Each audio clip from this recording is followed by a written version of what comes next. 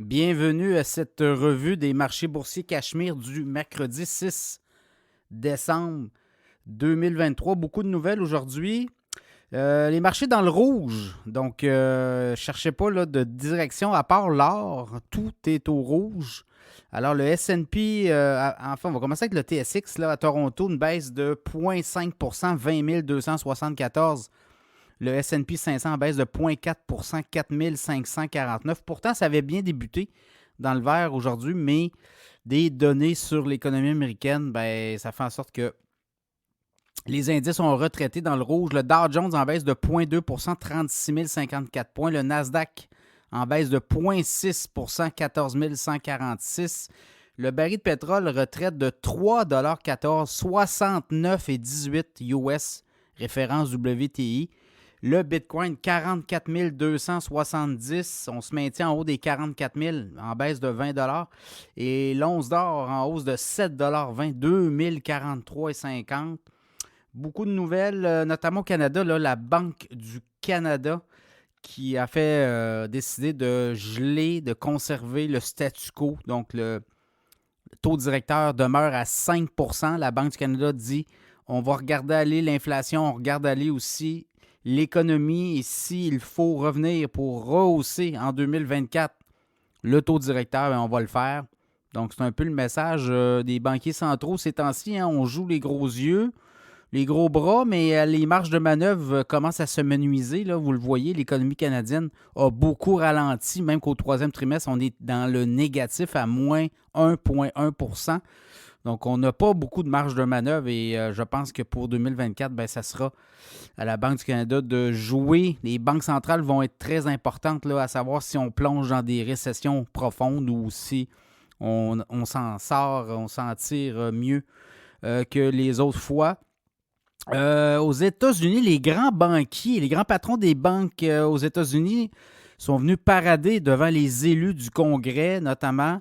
On les a pistonnés, on les a questionnés sur le monde bancaire. Vous savez qu'il y a eu quand même des faillites retentissantes là, plus tôt cette année, au mois de mars. Et, les grands patrons on dit essentiellement aux politiciens, si vous continuez à donner à nous donner des nouveaux règlements puis à alourdir les tâches, bien, la réglementation, bien, ça va faire en sorte qu'on aura moins de disponibilité, il y aura moins d'argent disponible pour des prêts. Donc, ils ont quand même prévenu les élus là, de ne pas trop en faire. Le grand patron de JP Morgan, Jimmy Dimon, ben, lui, il s'est mis aussi à critiquer beaucoup les crypto-monnaies, dit que les crypto-monnaies ne devraient pas exister, tout le monde devrait être réglementé et dit que c'est un refuge de criminels qui utilisent les crypto-monnaies. Alors, essentiellement, une sortie en règle contre les crypto-monnaies. Bon, il défend sa business, là, le banquier de JP Morgan. Quand même, JP Morgan a une division crypto à l'intérieur même de ses propres unités d'affaires. Alors, quand même drôle, là. Mais a tiré à boulet rouge sur le secteur des crypto-monnaies, donc ça va être à suivre. Parmi les autres nouvelles, McDonald's qui vise 50 000 points de vente des restaurants d'ici 2027. Actuellement, McDonald's compte à peu près 41 200 points de vente. Donc, on veut ajouter 8 800 points de vente d'ici 2027. On va investir entre 300 et 500 millions de dollars par année d'ici 2027 pour ouvrir des nouveaux restaurants partout sur la planète. Donc, on vise les 50 000 établissements d'ici 2027. Quand on regarde dans le monde, là, Starbucks, 38 000 établissements et Subway, 37 000. Donc, vous voyez, là, McDo veut continuer d'engranger sa position dominante. Donc, il y a ça comme nouvelle. Sinon, CGI, hein, qui licencie 55 employés à Montréal. On avait licencié des gens à Québec. Donc, CGI, c'est quand même assez gros. On annonce, ce que c'est des annonces de façade.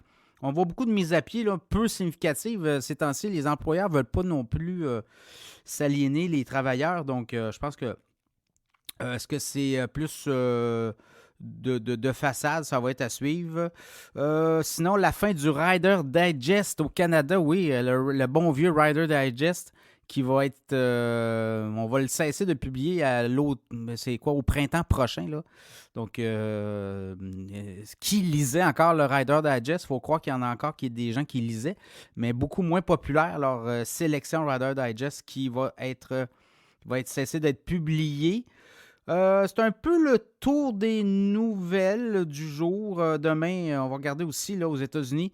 Ben là, vous l'avez vu, les créations d'emplois beaucoup moins fortes que prévu. Puis là, ben, on dit que peut-être que l'économie américaine pourrait ralentir beaucoup en 2024. Donc, on craint ça sur les marchés. Comme on dit, demain est un autre jour. Donc, ça sera à suivre.